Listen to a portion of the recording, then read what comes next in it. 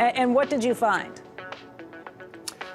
Well, of course, we found a lot of things, and hopefully the article is being released today, and people will take a look at it. This article is partly about time, but it's also partly about what is the role of a leader, what is the role of a CEO, and we found a number of things. First of all, we found that time is indeed the scarcest resource. It is true that time is our most valuable and limited resource. Here are 7 hacks that I use daily that has helped me to save time and be more productive.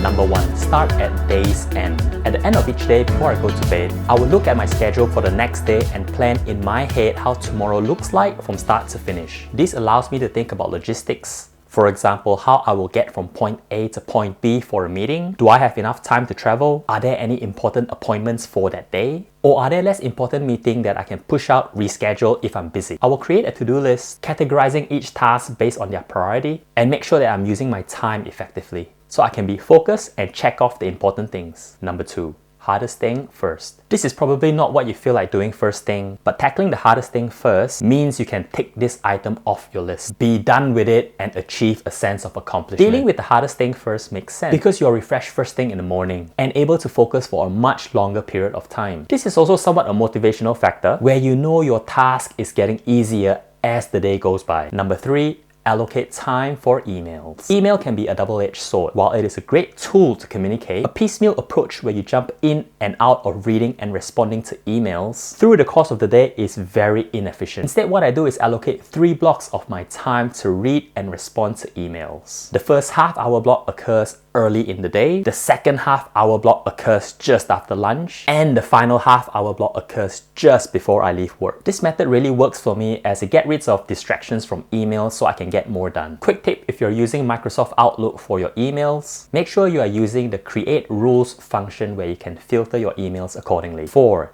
delegate. One of the most efficient and productive things that you can do is start delegating. Small tasks are little things that take up small amount of time, but over time, this really adds up. Instead of wasting your time and energy doing things that perhaps others could do much more efficient and faster, but make sure to delegate the right task to the right person. Some of the tasks that I have been delegating are accounting or bookkeeping tasks, any matters relating to IT or tech, which I would rely on the specialist, any other administrative tasks like scheduling an appointment, booking travel plans, or heading to the post office to ship an item, which I would always call upon my trusty assistant. I am in the process of designing a website to continue to build on my brand, so I would definitely be outsourcing that. Number 5, apps and software. There are so many apps and software that are really helpful out there, and if you learn how to use it, it can really help to boost your productivity. The 3 that I use every day are Microsoft Teams, where I do most of my virtual meetings, and it's a great platform to collaborate. Microsoft Outlook, which I mentioned previously, which I use for emailing and scheduling appointments. And recently I've been using an app called Todoist.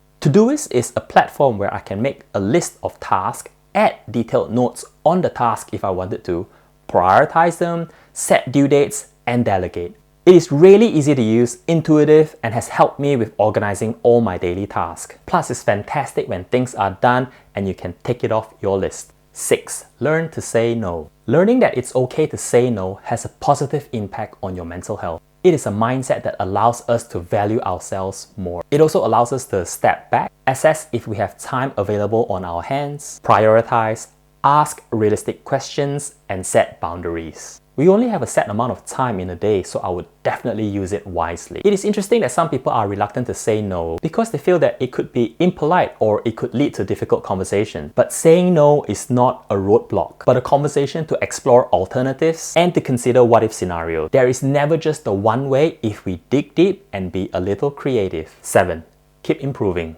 At the end of each day, I would ask myself, have I used my time effectively for today? And what can I change tomorrow to be more productive? For example, have I attended a meeting today that is super critical, or have I wasted my time? Did I have to travel to the meeting in person, or could I have done it virtually online? Did I delegate it enough to others who can do it 10 times faster than I can? Let's be real. If we keep asking this question with the intent to improve every day, even with a 10-minute improvement in efficiencies that we can find each day, at the end of each week, we could have been more productive by an hour. Something for you to think about. I hope you've learned something new today. If there are any topics that you would like me to have a deeper dive on, please leave a comment on below. Until then, signing off for now.